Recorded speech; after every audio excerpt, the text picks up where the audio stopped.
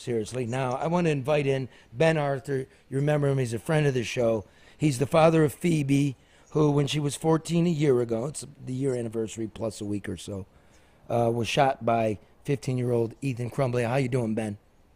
Doing fantastic. How are you? Here's what we know. You're now. It's good, man. We're watching the news. We've had 3 superintendents in this time.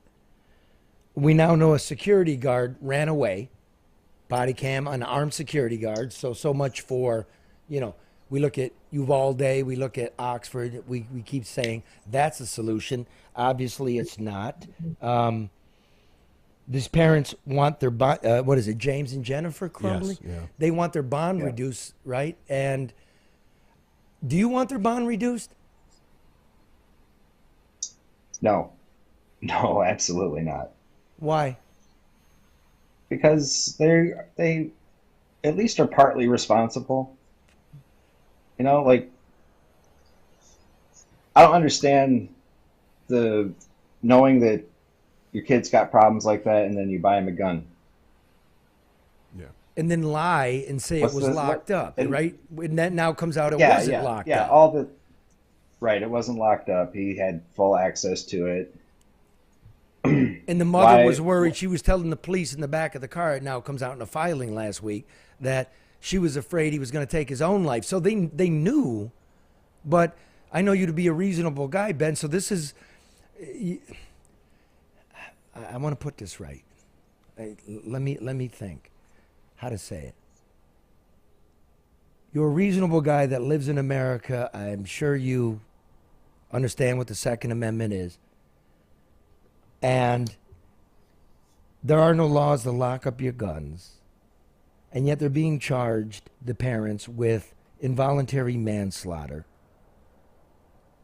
Do you feel it's an appropriate charge, looking at the scope of your life and what happened to your flesh and blood, the most important thing in your life, your daughter?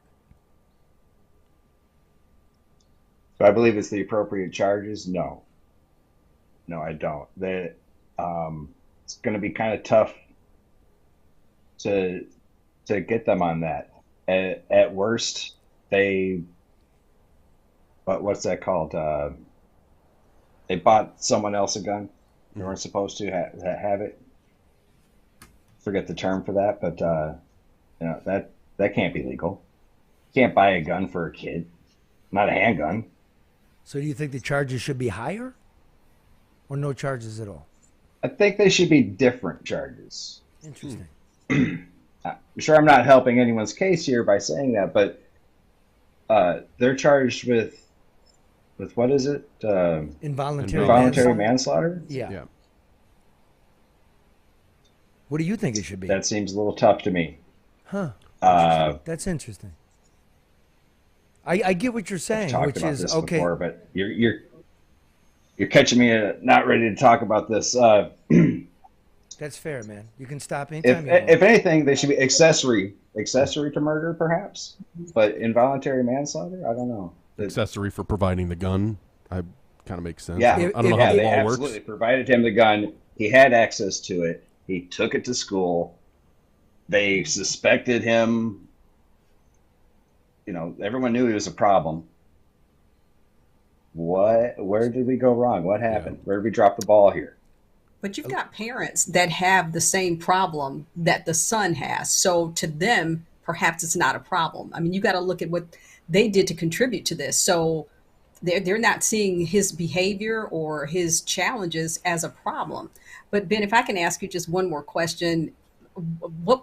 what's desired outcome for this? What would bring you some type of comfort? Certainly justice may not ever be served, but if you could write the ending of this for the Crumleys, what would it look like?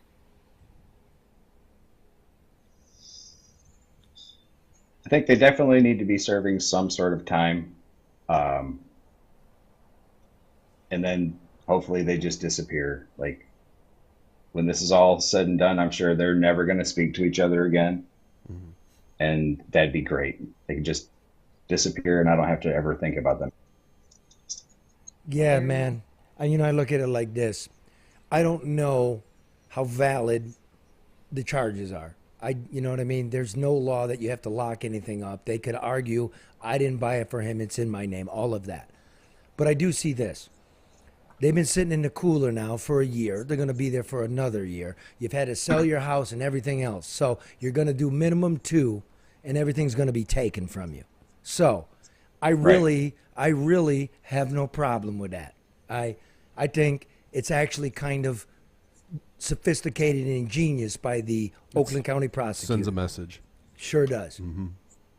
As a gun owner, it sure does. Ben, have there been revelations? Please lock up your guns. Yeah. For those of you that don't have responsible people. I know there's lots of people that are gun owners from responsible homes. This wasn't one. If you think you're one of those houses, please lock up the firearm. Yeah. Ben, I was alluding to how information has changed constantly from what has come out from the school district, and people had to leave the school board to actually speak their mind because the insurance company doesn't want them to talk. Is there something that has changed from what you thought it was one way, the weeks after that has changed now that has just really confused you, or is there something that's just so frustrating that they won't answer? Like, is there an answer you really want? I would like any form of communication from the school about what happened. That'd be great. Because I've had zero. Shame. That's appalling. Of course it's appalling. They have nothing, as far as I know, and I've talked to a few of the other survivors' parents. No one's been contacted by the school system at all. Now, part of that's because of the lawsuit that's going on. Absolutely. I don't care. But I'm with you, Charlie. I think don't it's horseshit. care because the people end up paying it anyway. And if People deserve a fucking answer about their children. And if it wasn't for the lawsuits, we wouldn't have the depositions from teachers. Deposition. Play that tape. Play this. This comes from Ben Johnson, a lawyer for some of the victims. Listen to what he basically, they give him 15 minutes to look at some videotape. This is what he had to say. Kimberly Potts, Potts, who was an Oxford Community School security guard. Now, she was employed there. She was armed. She had a gun. She had a body camera. Well, apparently Ms. Potts was confused that day and thought it was a drill. What I don't know and what we need to find out is exactly what she did for the next 4 minutes. Because the one thing that we can certainly all agree on is she did not run and find Ethan Crumbley in the hallway. So, Ben, basically, I can't. Basically, there are bleeding children in the hallway, and the person employed by the school to keep your kids safe is trying to say, I thought it was realistic. Well, I'm looking at a tortured man here. Really? Yeah. That's garbage.